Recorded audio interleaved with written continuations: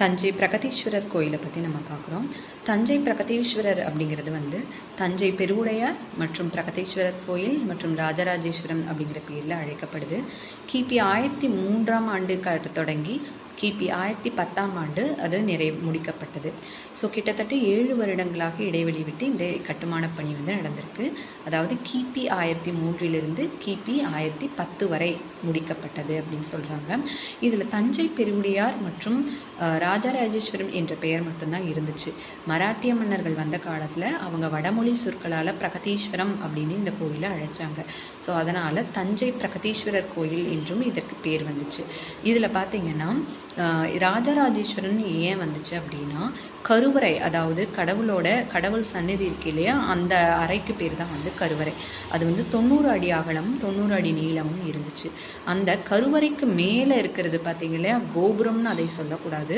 கோபுரம்ங்கிறது நுழைவாயில் அல்லது சைடில் இருக்க எந்த பக்கம் வேணாலும் கோயிலுக்குள்ளே வரக்கூடியது தான் கோபுரம். இந்த கருவறைக்கு மேலே இருக்கிறத விமானம்னு அழைப்பாங்க. இந்த 90 அடி அகலம் மற்றும் 90 அடி நீளம் இருக்கக்கூடிய இந்த கருவறையோட மேல் பகுதி இருக்கு இல்லையா, அந்த மேல் பகுதியிலிருந்து 216 அடி அளவுக்கு இந்த விமானம் அமைக்கப்பட்டிருக்கு.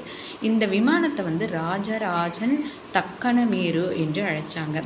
இதோட பொருள் என்ன அப்படின்னா, ராஜராஜன் தக்கணமேரு என்பதோட பொருள் பார்த்தீங்க அப்படின்னா, தக்கணம்னாலே தென்னிந்தியா அப்படின்னு சொல்லுவோம். ஸோ ராஜராஜனோட தக்கணமேரு அப்படிங்கிறது வந்து தென்னிந்தியாவின் இமயமலை அப்படின்னு சொல்கிறாங்க. இதுக்கு இன்னொரு பெயர் ராஜராஜேஸ்வரன் என்று பெயர் சூட்டப்பட்டிருக்கு. அதனால தான் தஞ்சை பிரகதீஸ்வரர் கோயிலை வந்து நம்ம தஞ்சை பெருவுடையார் கோயிலும் ராஜராஜேஸ்வரனும் பிரகதீஸ்வரர் கோயில் அப்படின்னும் நம்ம அழைக்கப்படுது.